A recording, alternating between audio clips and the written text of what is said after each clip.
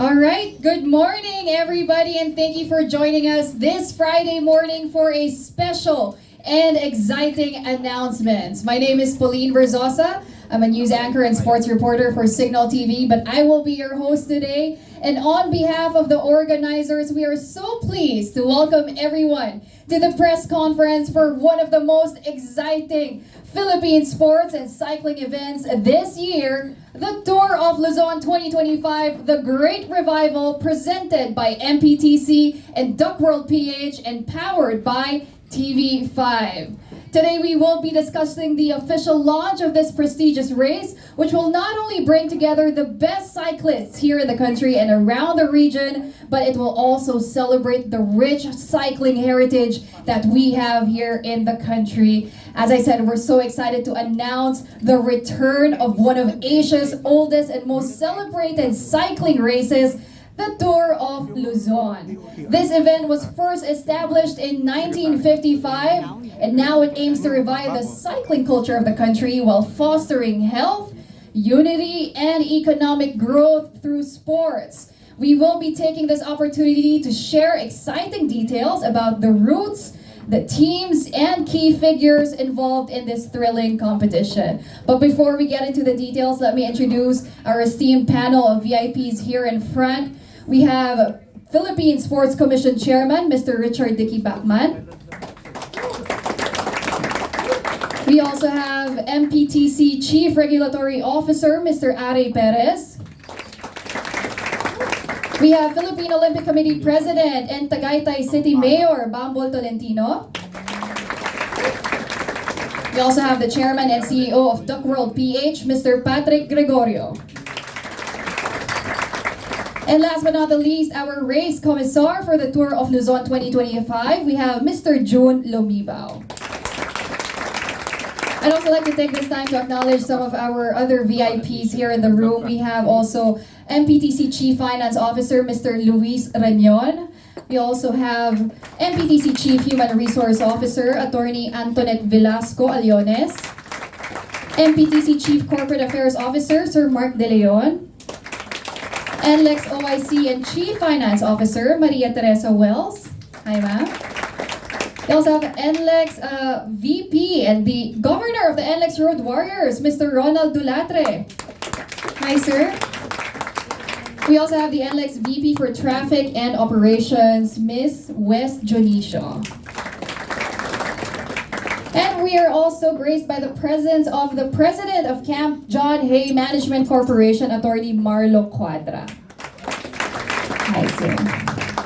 Okay, before we get things started, of course, I also need to thank our sponsors and partners for this event. We'd like to give a big thank you to Phil Cycling, to Philippine Sports Commission, the Philippine Olympic Committee, BCDA, PLDT, SMART, MWell, Meralco, Maynila, Metro Pacific Health, MVP Sports Foundation, Metro Pacific Investments, Homestretch, Go21 Logistics, Dongpang Motors, Microtel, and Victory Liner. They will be with us in this journey as we embark on the Tour of Luzon 2025, and we're so grateful for their support in making this event possible. All right, with that, I would like now to invite Mr. Ari Perez, the Chief Regulatory Officer of MPTC, the main presenter of this event, to deliver his welcome remarks. Sir Ari.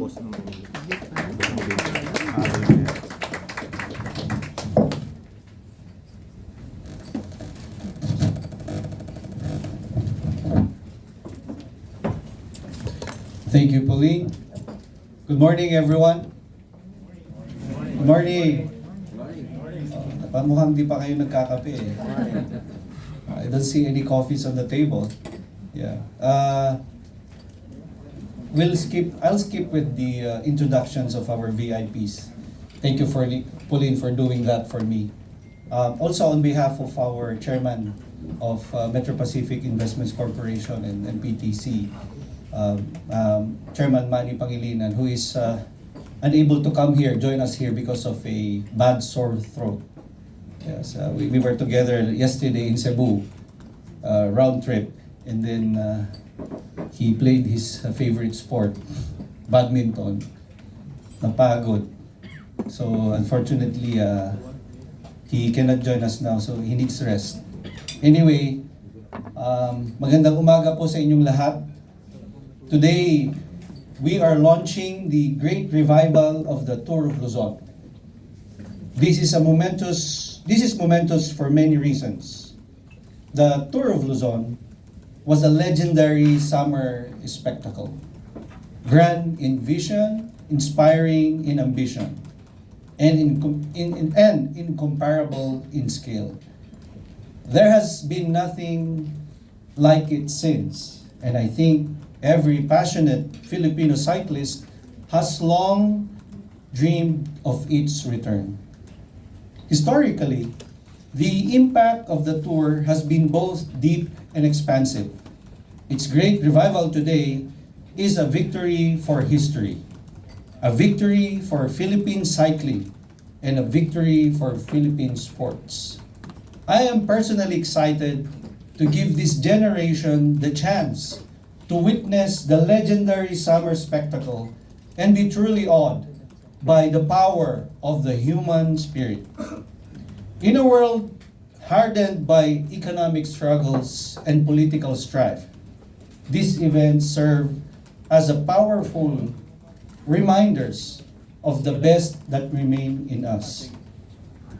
To me personally, witnessing the Tour of Luzon was life-changing.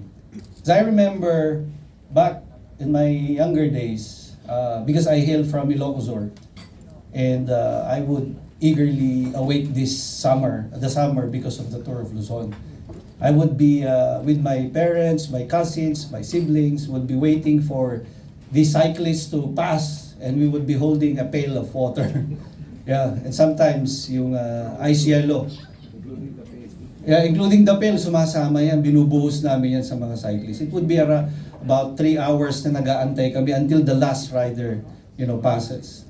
So, it's very a moment that changes my life, specifically with the revival, because before I'm just a spectator.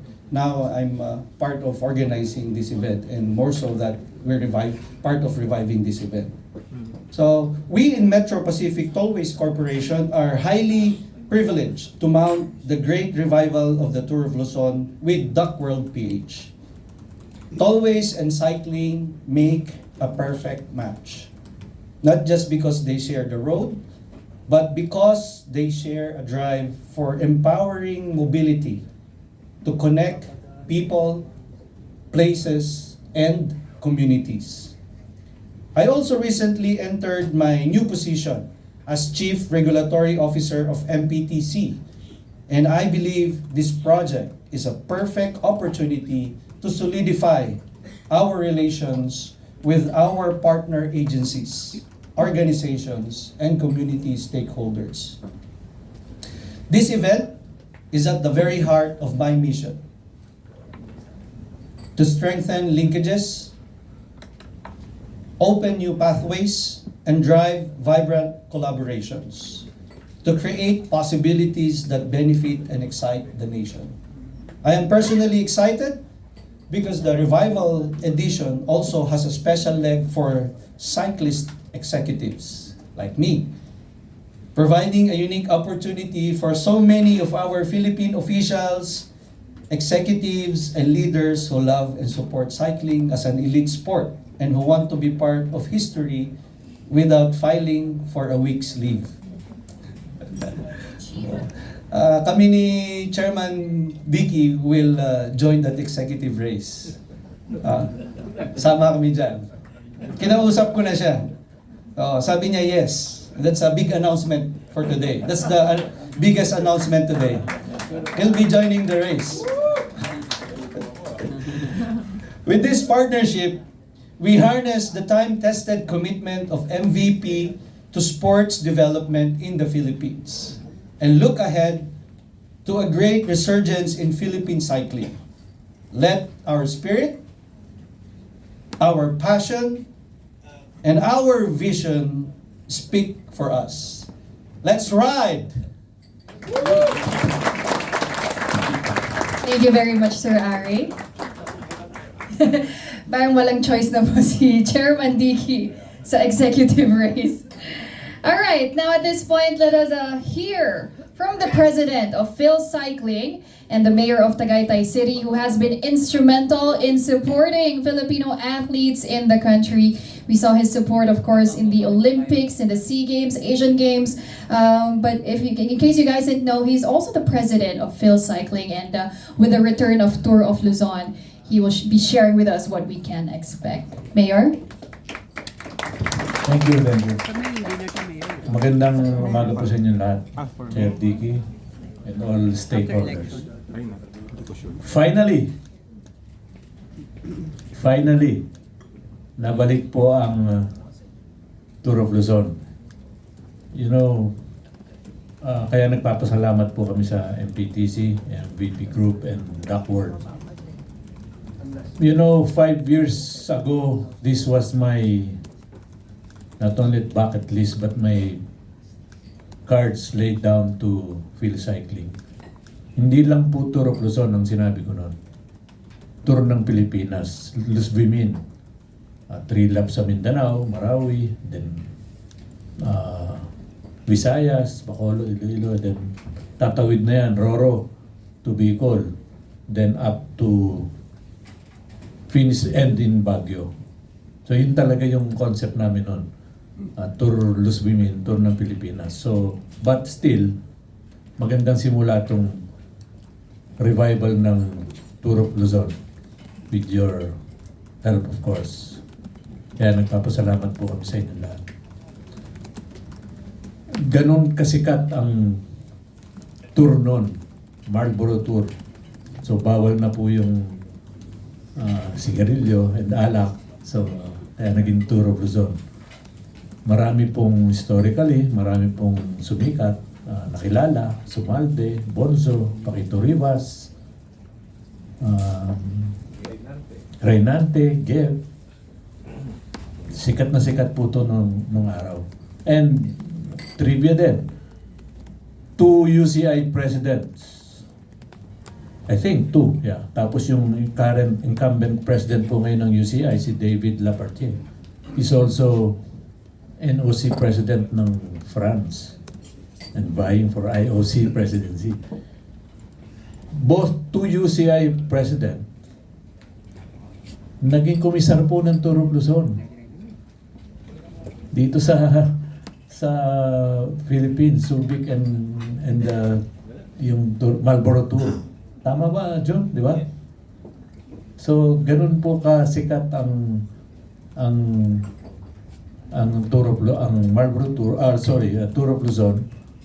So with this great revival, finally, yan nga po sabi ko finally, dahil nakalimutan na namin buuin uli na nalibang na ano po kami, na busy po kami sa kahanap ng ginto na nakakita naman with Monico here. Di ba? Nakakita naman tayo, nakakuha naman tayo, Tokyo and Paris. So nakalimutan na namin yung sa kabisihan natin sa paghahanap ng ginto with PSC, nakalimutan na itong Tour of Luzon. So buti na lang po, nandito kayo, MPTC, Duckworld, na-revive po natin ang Tour of Luzon. Sa inyo pong lahat, maraming salamat on behalf of the entire cycling community. Maraming salamat. Thank you very much, Mayor Bampol Tolentino. Before we move on to our next speaker, we just want to acknowledge, of course, the presence as well of the MPTC Chief Legal Officer. We have with us Attorney Joseph Marigomen. Good morning, sir. Thank you for being here with us. All right, up next, let us hear from the chairman of the Philippine Sports Commission, who may or may just not make a special appearance in the executive race of the Tour of Luzon. Chairman of the PSC, we have Mr. Richard Dicky Bachman. Yeah, good morning po. I just want to thank the group for inviting me. If anyone doesn't know yet, I'm a big fan of cycling. I used to use cycling as a separate training for basketball. Okay, I did get into triathlon. I have 2 70.3s on my belt. And I tried to do a full Ironman pero na-opera ako sa hip. so I did have to stop that. But I do continue to bike. I have a gravel bike now, and my farthest yata was from Alabang all the way to Matabungkay. So that was my farthest ride with Mr. Uitengsu. So I'm hoping, I'm showing PSC support for this program, and hopefully in the future we would find a Filipino athlete in the Tour de France or a Filipino team in the Tour de France. Maraming salamat po. Thank you very much, Chairman Vicky Pacman. Right now, I'd also like to acknowledge the presence of Police Colonel Crisaleo Tolentino, Assistant Chief of the PNP Command Center. Of course, the police partner for us in the Tour of Luzon and making this event very successful. All right, ladies and gentlemen, well, we have a special treat for everyone here in the room as we give you a sneak peek into what promises to be an unforgettable and historic cycling event this year, the Tour of Luzon 2025, the Great Revival. Please shift your eyes to the screen for this special video. Once it was the ultimate test of endurance. A battle across mountains, coasts, and city streets. A race that pushed legends to their limits. From 1955 to 1998, the Tour of Luzon was the heart of Philippine cycling, revived in 2002, then lost again to time.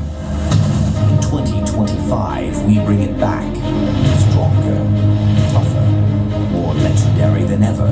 Over 1,000 kilometers, one of the most grueling races in Asia, the road to greatness begins here. A stage for the world's best, a proving ground for the elite Filipino cyclists, a showcase of world-class roads, breathtaking landscapes, and the spirit of champions. This is more than a race.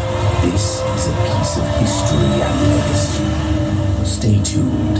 The revival begins April 23rd. Presented by Metro Pacific Tollways Corporation and Duck World PH. All right, how about a round of applause for that? I'm personally so excited already. As the video mentioned, the road to greatness begins here, and it's more than a race.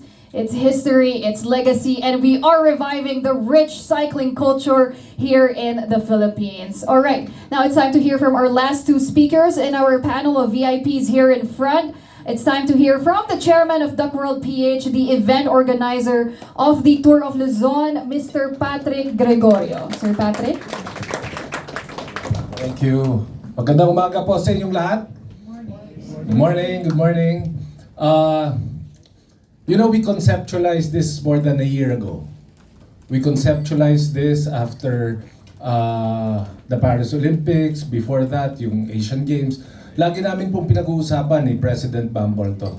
And I know for a fact that Chairman Dicky is a cycling enthusiast. Chief Regulatory Are is a cycling enthusiast. The new DOTR Secretary is a super cycling enthusiast. And I think they bike every day. Kaya po gumanda yung mga kalye sa Clark kasi cycling enthusiast sila. But kidding aside, you know guys, in my more than 20 years in the Philippine sports industry, Philippine sports sector, I've realized that the Philippine sports sector needs an enabler. And that is the reason why we organized and created the Duck World Duck Sports. Yan po, mga kasama ko po dyan, hindi naman po akin lang yan. Yan po mga kasama ko dyan, sila Dean Kiko ng UP, sila Diana Remolacio, and all other professors in UP Diliman. And we enable national sports associations, and we want to help national sports associations organize sporting events because we believe that sporting events are tourism events, and the biggest tourism events in the world are sporting events. Alam po ni Combo ko yan. Ano ba po ang pinakamalalaking sporting tourism events in the world? FIFA, Olympics, FIBA. So if ito pong one story I can tell you is that during my stint as a executive vice president of the MVP Sports Foundation, a sports foundation of MVP we created more than 10 years ago. Noon pa po, sinasabi na ni MVP sa amin, I want to see a Philippine team or a Filipino in the Tour de France. Alam na, yan po, noon pa yan, paulit-ulit si MVP in saying, I want to see a Filipino rider in the Tour de France. Kaya when we proposed this project to MVP, he said yes right away. And little trivia, a little history. When we were supporting Philippine cycling, yung itong huling mga nakaraang last 2005-2010 na cycling, there was one guy, Joel Calderon Lomi, di ba? Joel Calderon from Cabanatuan, who won the cycling event using a borrowed bike from his neighbor. And he won the tour. And right then and there, MVP said, buy him the best bike that he can get. The best bike available. Bilhan nyo, bigyan nyo. And the following year, he won again. But he won using a neighbor's bike. Ganun po kalalim ang attachment ni MVP sa Philippine cycling. And we're so happy to see President Bambol, Boss Lomi, Sir Are, Chairman Dicky support this. And of course, Metro Pacific Tollways Corporation and all our media friends. So yun lang po ang role ko rito. We enable not just Philippine cycling, we enable all NSAs. And we encourage them, let's develop, let's put this together because it is good for our country, it's good for Philippine sports. Maraming salamat po sa inyo lahat. Thank you very much, Sir Pato Gregorio. And I definitely agree, we always need an enabler or a champion in order to promote sports in the Philippines. They're very crucial in, of course, promoting the different national sports associations. They're crucial to the support of the athletes in order to gain recognition, not just here in the country, but also all over the world. All right, last but not the least, we will now be hearing from a person who's very close to the media. We often work with him with all the affairs of the Philippine Olympic Committee, the national teams. But for this year, he will serve as the race commissar for the Tour of Luzon 2025, Mr. June Lumibao. Sir Lomi.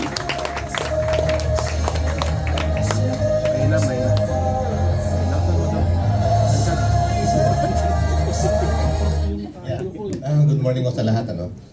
Hindi ako sanay sa ganitong pwesto kasi ang vocation ko kasi sports writer. Pero ang passion ko is cycling. Kong Bambol knows that, Chair Dicky, Kong Knox, and Mayor Are, and of course, Cap Pato. First of all, I would like to thank MPTC, MVP, Duck World, and yung mga teams, may mga teams representatives na tayo rito. Andiyan ang Direyna Cycling Team, ang 7-Eleven Road Bike, Click Road Bike Philippines, andiyan ang Standard Insurance Philippines, mga continental teams, Excellent Noodles, andito na ba Excellent Noodles? And then Go for Gold, Victorious Sport Cycling. Actually, as of now, we have already about 15 teams na after today's launch, after this morning's launch, officially negotiations will start na. And the news about the Tour of Luzon Revival has gone overseas. Merong at least 3 foreign teams from Southeast Asia who wanted to join. These are the Singapore national team, ASC Monster Indonesia, and sa Thailand merong 3 club teams pero we just have to choose one. We cannot add those 3 teams kasi baka magtulungan sila, di ba? We call it corporation, corpo. So it's very, very enthusiastic ang cycling community. Thank you, MPT. Thank you, Duck World.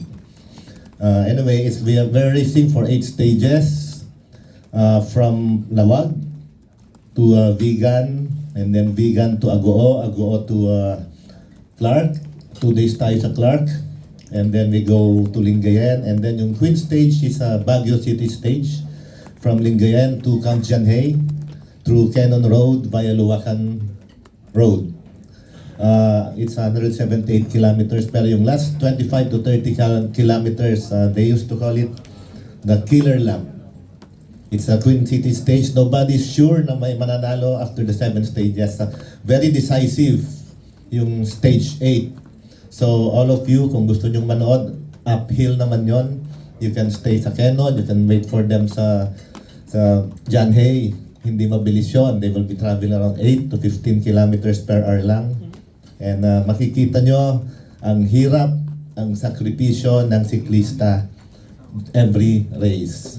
So anyway, without further ado, okay na ako doon. Kasi sabi ko nga, hindi po ako sanay, pasensya na po. Good morning sa lahat and thank you very much again.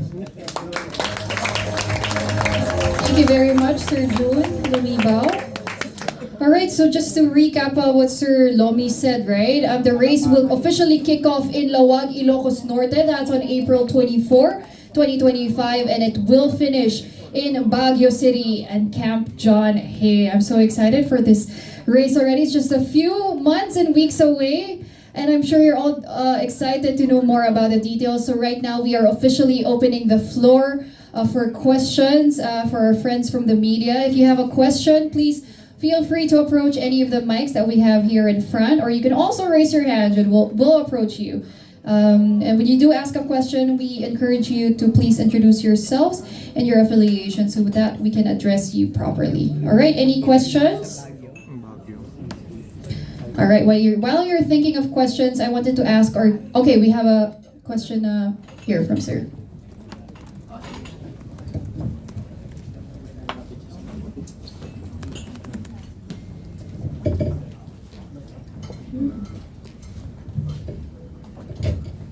Good afternoon po. Ako po si Joey Villar ng Philippine Star. Ang question po to, pwede sa Doc World, pwede kay Commissar Jun Lumibaw. Tanong ko lang po, number one, kung may premyo po, kung may nakataya po, parang slot sa national team or whatever. Yeah. The team champion, yung overall team champion will get 1 million pesos. And then the individual champion, yung general classification will get 500,000 pesos. Besides that, yung mga stage winners, merong cash prizes. And then at the end of the race, merong yung Sprint King, best young rider for 19 to 22 years old. And the Eagle of the Mountain. We'll try to bring that title ng Eagle of the Mountain, yung winner of the 8 Baguio Stage 8.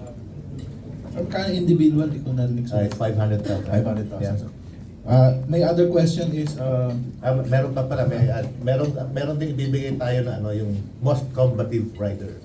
Yung most combative rider per stage is the rider who keeps on attacking but who doesn't win. Yes. It's a novelty, it's a novelty award for each stage kasi marami ang gustong-gustong mag-attack the start.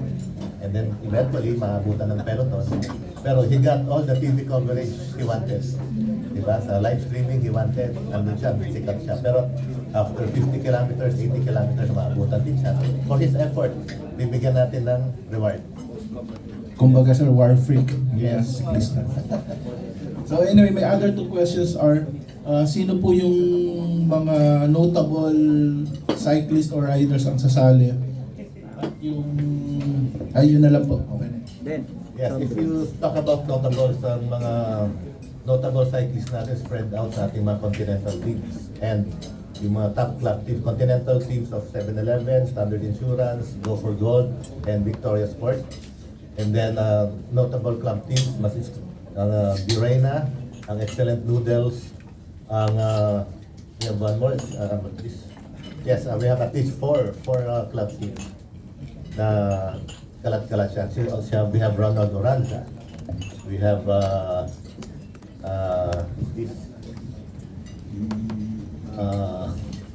John Paul Morales. Sila Santi ba? Boy. Santi is retired. Yes. Pero may mga upcoming tayo. Yung meron isang team tayo, yung Tom and Toms. That's Tom and Toms Philippines. It's composed of the national under-23 team. I believe it will be a very strong team. Okay, thank you po. Thank you.